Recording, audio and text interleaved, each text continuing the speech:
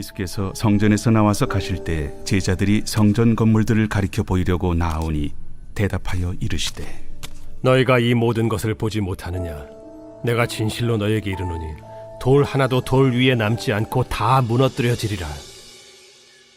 예수께서 감람산 위에 앉으셨을 때 제자들이 조용히 와서 이르되 우리에게 이르소서 어느 때에 이런 일이 있겠사오며 또 주의 임하심과 세상 끝에는 무슨 징조가 있사오리까? 너희가 사람의 미혹을 받지 않도록 주의하라. 많은 사람이 내 이름으로 와서 이르되 나는 그리스도라 하여 많은 사람을 미혹하리라.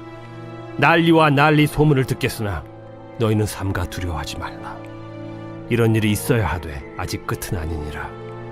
민족이 민족을, 나라가 나라를 대적하여 일어나겠고 곳곳에 기근과 지진이 있으리니 이 모든 것은 재난의 시작이니라. 그때 사람들이 너희를 환난에 넘겨주겠으며 너희를 죽이리니 너희가 내 이름 때문에 모든 민족에게 미움을 받으리라. 그때 많은 사람이 실족하게 되어 서로 잡아주고 서로 미워하겠으며 거짓 선지자가 많이 일어나 많은 사람을 미혹하겠으며 불법이 성함으로 많은 사람의 사랑이 식어지리라. 그러나 끝까지 견디는 자는 구원을 얻으리라. 이 천국 복음이 모든 민족에게 증언되기 위하여 온 세상에 전파되리니 그제야 끝이 오리라. 오늘은 진통 끝에 주어지는 생명이라는 제목으로 말씀을 선포하도록 하겠습니다. 24장에 앞서서 예수님은 종교인들의 외식을 지적하면서 화를 선포하셨습니다. 종교인들에게 화를 선포하신 내용은 그 핵심은 이것이죠. 외식이죠, 외식. 마치 잔과 그릇은 깨끗한데 내용물이 탐욕과 방탕으로 가득한 것처럼 그 속은 썩은 시체가 들어있는데 번드르르한 회칠한 무덤과 같은 그런 모습을 지적한 것입니다. 사람들의 눈에는 서기관이나 바리새인들이나 종교인들이 그럴듯하게 보였을지 몰라도 예수님은 중심을 보시는 분이시잖아요. 그래서 예수님은 보시기에 그 이중적인 행태를 적나라하게 지적을 하신 것입니다.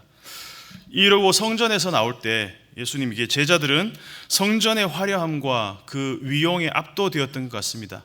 그래서 예수님께 이렇게 말했던 것 같습니다. 주님, 정말 아름다운 성전 아닙니까?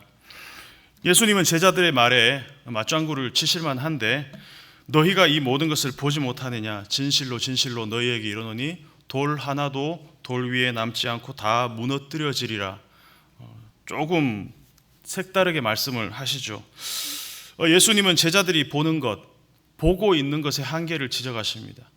마치 바리새인과 서기관들, 종교인들이 사람에게 보이려고, 왜냐하면 하나님의 시선에 의식을 했다면 그들의 내면도 하나님 앞에 외면과 동일하게 그런 삶과 말씀과 동일한 삶을 살았을 것입니다. 그럼에도 불구하고 그들이 사람의 외모에, 사람들이 보는 것에 집중했기 때문에 그들의 삶 역시 어떤 한계를 갖고 있었다는 것이죠. 제자들의 시력도 한계가 있었다는 것입니다. 마치 앞장에서 외적인 것에 치중하느라고 내면이 썩어 문드러진 종교인들의 그것과 크게 다르지 않다는 것입니다. 보지 못하는 것.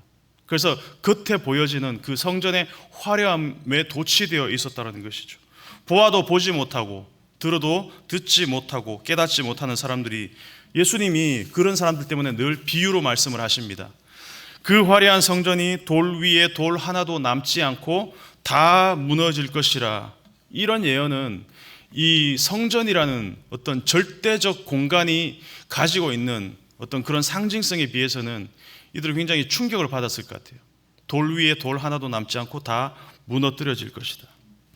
겉으로는 화려해 보이지만 성전이, 그 내면에 하나님의 임재가 사라진 그 성전이 무너질 것이라는 예언, 그 맥락을 같이 하고 있습니다. 그 내면과 외면이 다른, 그리고 겉으로 보여지는 성전의 모습과 그 내면이 다른 모습. 그런데 너희들은 그것을 왜 보지 못하느냐? 보지 못함을 예수님이 지적하시는 것이죠. 4절에서 보면 너희가 사람의 미혹을 받지 않도록 주의하라 이렇게 나와 있습니다. 여기서 주의하라는 말이 블레포라는 말인데 이것이 본다라는 뜻입니다. 다시 말하면 너희가 사람의 미혹을 받지 않도록 보아라라는 얘기입니다. 정확한 의미가 그것이죠. 볼 수 없으면 뭘 원하게 되겠습니까? 볼 수 없으면 보여지는 징조를 원할 수밖에 없습니다. 이 세메이온이라는 것, 너희가 미혹을 받지 않도록 제대로 보아라. 그래서 징조에 집착하는 것은 이스라엘 역사를 통해서 계속해서 예수님도 지적하시는 것들이고, 서기관과 바리새인들이 하도 징조에 집착하니까 예수님이 뭐라고 말씀하시죠? 너희가 표적, 이 징조 같은 말입니다. 너희가 표적을 원하는데 보여줄 수 있는 표적은 뭐밖에 없다? 요나의 표적밖에 없다라고 얘기하고 있습니다. 요나의 징조밖에 없다라고 얘기합니다. 아침에 하늘을 보면서 하늘이 붉고 흐리면 뭐라고 얘기합니까? 오늘 낮이 참 굳을 것 같다. 이렇게 날의 징조는 파악을 합니다. 그러나 정작 이 시대의 징조, 시대의 표적에 대해서는 무감각하고 볼 수 없다라는 것이죠. 보여지는 것들은 잘 보지만 정작 보여지지 않는 현상 너머에 있는 그 시대의 표적, 시대의 징조들은 보지 못한다는 것입니다. 꾸준하게 보지 못해왔다는 것입니다. 이 징조들 중 하나가 바로 나는 그리스도라고 하는 사람들이 많아질 것이라는 것이고, 또 많은 사람들이 거기에 미혹될 것이라는 것입니다. 왜 미혹되느냐? 보지 못하니까. 그러니까 미혹되는 이유는 하나입니다. 보지 못하기 때문에. 불안정한 사회일수록 거짓 그리스도가, 가짜 그리스도가 많이 출현을 합니다. 이 당시에 예루살렘에 멸망하기 전에 이곳저곳에서 나는 그리스도다 라고 얘기하는 사람들이 많았다고 합니다. 그리고 또 하나의 징조는 난리와 난리의 소문들이 있을 것이고, 그리고 민족과 나라 간의 대적, 그리고 기근, 지진과 같은 그런 자연재해들도 이 종말의 징조라는 것입니다. 그런데 이 징조들의 재난의 시작이라는 것이 더 충격적이라는 것이죠. 여기서 재난이라고 번역된 단어 오딘이라는 말이 신약에서 4번 쓰이고 있습니다. 그런데 문자적인 의미는 데살로니가전서 5장 3절에서 가장 분명하게 이해하고 있습니다. 5장 3절, 데살로니가전서 5장 3절에 보면 그들이 평안하다 평안하다 할 그때에 임신한 여자에게 해산의 진통, 해산의 고통 이런 것 같이 멸망이 갑자기 그들에게 이르리니 결코 피하지 못하리라. 해산의 고통, 이 오딘의 의미가 이런 것이죠. 해산의 고통. 역사를 되돌아 보면 꾸준하게 사람들은 늘 자기가 사는 시대를 종말의 시대, 마지막 시대, 말세 이런 표현들을 써왔습니다.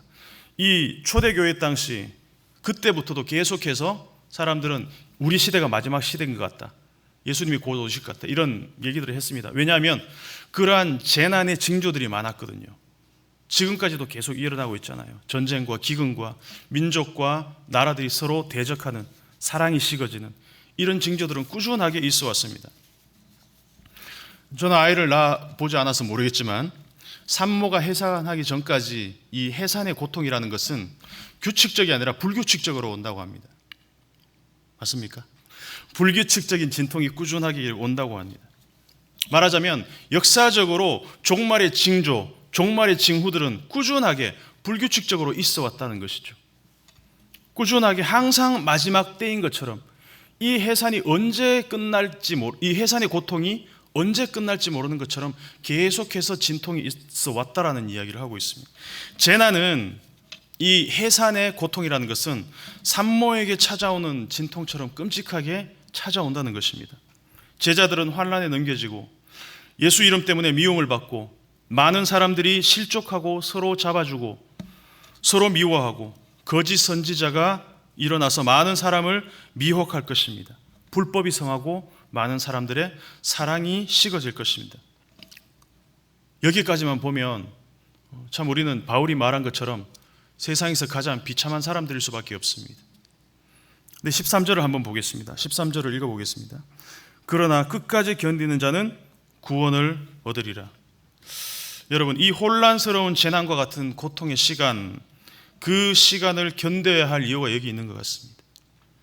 산모에게 찾아오는 진통이 죽을 것 같고 그 고통스러운 시간이 불규칙하게 계속해서 찾아온다 하지만, 그러나 그 고통을 견디는 이유가 어디에 있겠습니까, 여러분? 그 고통의 끝은 고통이 아니라는 것이죠. 고통의 끝은 무엇입니까? 생명의 선물이라는 것입니다.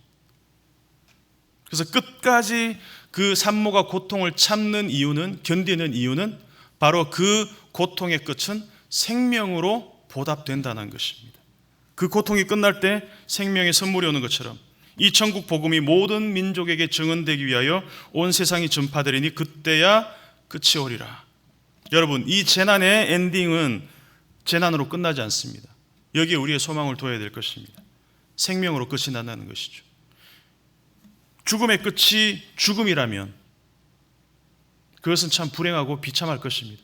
죽음의 끝은 예수님이 우리에게 보여주신 것처럼 무엇입니까? 생명의 부활이라는 것입니다. 예수님이 그걸 먼저 보여주셨습니다. 예루살렘 성은 돌로 만들어졌고 언젠가는 무너집니다. 왜냐하면 사람이 만든 돌로 만들어졌기 때문입니다. 그런데 성전 되신 예수님은 예수님이 죽음을 지나서 무엇으로? 3일 만에 생명으로 다시 일어나신다는 것입니다. 요한복음 2장에서 예수님 말씀하시죠. 너희가 이 성전을 헐라 내가 사흘 동안에 일으키리라. 이 사순절 기간에 이 말씀을 기억하셨으면 좋겠습니다. 산모의 진통 끝에 오는 그 생명의 기쁨을 위해서 오늘 하루를 살아가는 저와 여러분이 되시기를 주님 이름으로 축복합니다.